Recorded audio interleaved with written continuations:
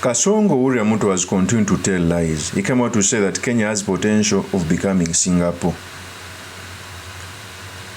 because Singapore became rich in a short period of time. But it was made rich by intentions, by a leader, not rhetoric. William Ruto has mastered the art of rhetoric. Whenever he comes out to speak, he speaks as if he is not in power, as if he's tending to catch power, yet he's in power. We want implementation, not rhetoric. William Ruto came out and said these statements. Listen very carefully, because it's going to form a basis for our discussion. Here's the tape. If we have to change Kenya, my friends, if we have, and we have a historic opportunity today with this broad-based government, we have a historic opportunity to unleash the full potential of Kenya. We all believe, I do, that Kenya is a very great country, this country of ours. There is absolutely no reason why Kenya is not like Singapore.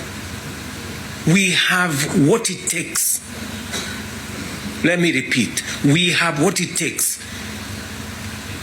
to measure up to the countries in the first world. Yeah. Yes, we do. By the way, yes, we do. Kenya was endowed beautifully. Kenya has a seaport of various countries: Uganda, Rwanda, Burundi. In fact, the Kenyan ports take in very much goods compared to their Tanzanian counterparts, because people would prefer a shorter route in Kenya other than Tanzania, because Tanzania is so huge. Okay? Kenya is located very well. Kenya, by the way, is the only country which has never had a civil war, or even a war with another country. That means they have full potential. Kenya is the biggest democracy. But do you know why it cannot be Singapore? Because Singapore had leaders who intended to take Singapore where it's supposed to be. William Ruto doesn't have that. For a leader who wanted to sell the national grid energy to a Muindi so that he can get a commission, to a leader who wanted to sell the Entebbe International Airport without following the PPDA Act, bidding and everything. Okay? For a leader who wants to steal left, right, and center, thinking that he can make Kenya Singapore, it is stupid. Singapore was made by a person known as Lee Kuan Yew. He was somehow a dictator. I may agree with the dictatorship at a certain point. Curtail my freedom of speech somehow, not all of it.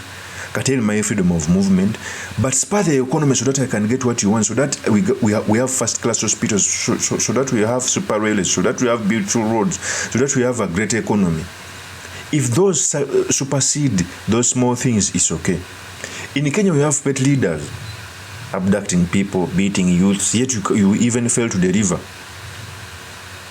William Ruto is a master of rhetoric. William Ruto stood on the platform when Uhuru Kenyatta was working with Raila Odinga, and he went out to say that the opposition working with government is bad, we have a conglomerate. And indeed, I was on his side. Whenever the opposition starts working with government, Kenyan people lose, because you have no one. You have no one to oversight government. It's the reason that's why under the broad-based government, do you think Kenya is getting better? Of course not. The only winner politically is RUTO, because he has a safe haven. Okay? He has a luxury of doing very many things. The reason that's why the setting of the national grid was stopped, the setting of the airport was stopped, because by that time, people stood firmly and said no. But under this broad government, even if they bring something bad, it will pass. Let's continue with RUTO. But we are playing in the wrong league, because leadership, me and you, are refusing to stand up to what this country needs. I really want to persuade you guys. I really want to persuade you friends. Yeah?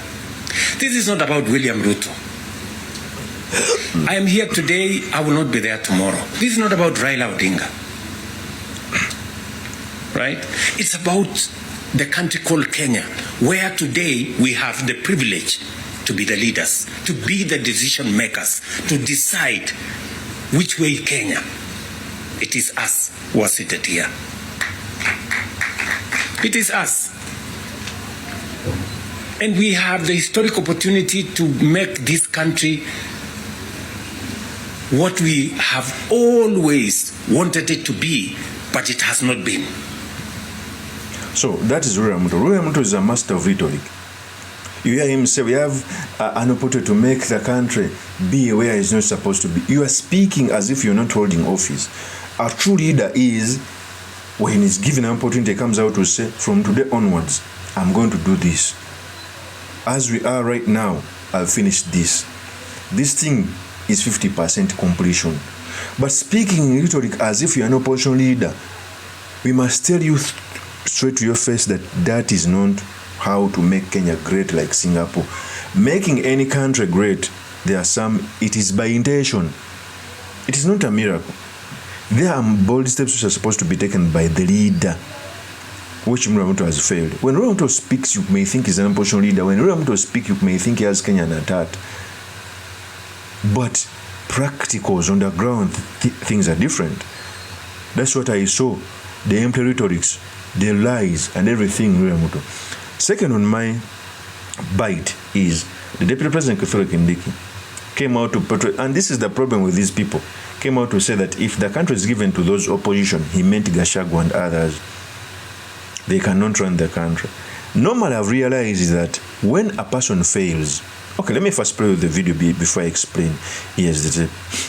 And some of the characters running up and down around, if they are given this nation to manage even for a day, the country will sink because they don't have enough wisdom and enough foresight to be able to manage the complex society that is Kenya.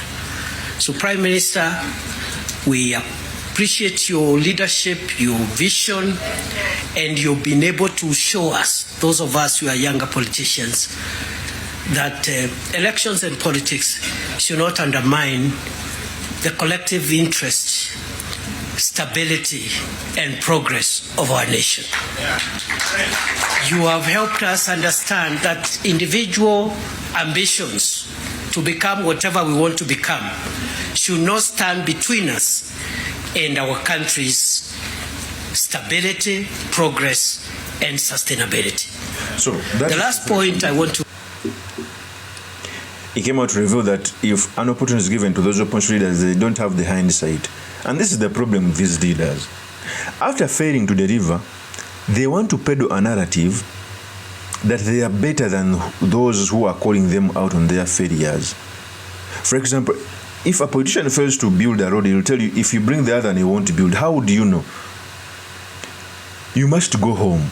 You are not the one to tell us that they have failed before they have given a chance. That's by their propaganda. It is used by very many politicians. He will come out to say, since I failed to do this, those opposition cannot even do anything. That's the rhetoric of a failure. Stop speaking as if you're in the opposition. I expect the Deputy President to come out and say, the opposition is telling us that we've done nothing, we've done this, and you speak it out. The rhetoric is what I differ with. And these people are supposed to be told to their faces. Kenya is a great nation which is being fought by these fake leaders. That's why one time is inevitable. Thank you very much for listening in. If this is your first time on this YouTube channel, I implore you to subscribe, like, and comment so that I can be motivated to do more such videos. I'll see you on another one. Peace.